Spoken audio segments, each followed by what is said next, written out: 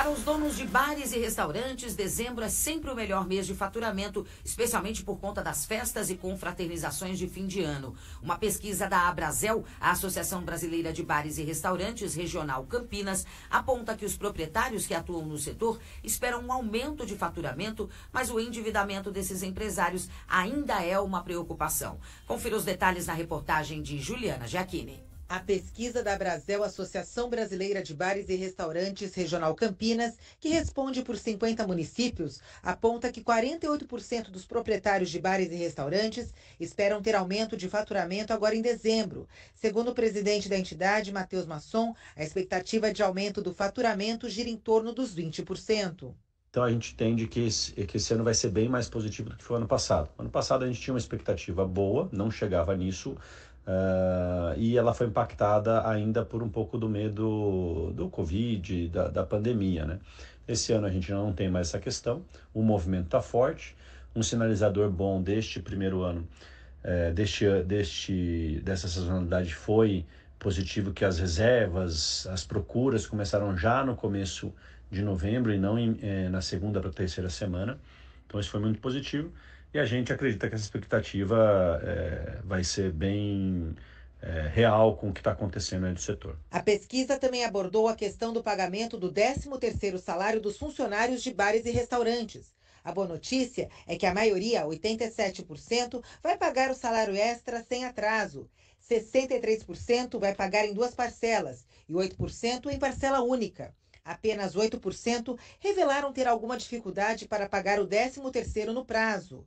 Outro ponto destacado pelo presidente da Abrazel é o aumento de postos de trabalho no setor nessa época do ano. O interessante é que esse movimento ele acaba também sendo refletido em contratações. A gente tem aí mais de 32% dos estabelecimentos, né, de bares e restaurantes do nosso setor com vagas em aberto e com a expectativa de contratar para atender esse aumento de demanda. Esse é um fator positivo, porque como tem muita gente ainda tentando fazer reposições de equipes, muitos desses funcionários temporários têm a chance de serem efetivados e entrarem para os quadros de funcionários das empresas. Apesar do otimismo, o endividamento do setor ainda é uma preocupação. Na pesquisa realizada pela Abrazel, 26% dos estabelecimentos dizem ter dívidas em atraso. Dentre esses, 63% acumulam débitos relacionados a impostos federais, 37% impostos estaduais, 47% serviços públicos, 16% encargos trabalhistas e 16% devem taxas municipais. Em Campinas, o prazo para negociações do Refis 2023 da Prefeitura vai até o próximo dia 22 e concede descontos de até 70% em juros e multas para chamadas dívidas tributárias. Tem bastante empresa trabalhando com prejuízo, né? Temos aí bastante empresas buscando os refis da Prefeitura. A gente ainda não tem dados de quanto que o refis da Prefeitura ajudou os estabelecimentos, mas tem bastante gente ainda com dívidas. Então, o aumento de demanda de final de ano bem trabalhada, com organização de equipes, dá um horizonte bem positivo aí para o próximo ano. Sobre o barulho causado pela movimentação de clientes e o volume de som, que pode incomodar a vizinhança do entorno de bares e restaurantes,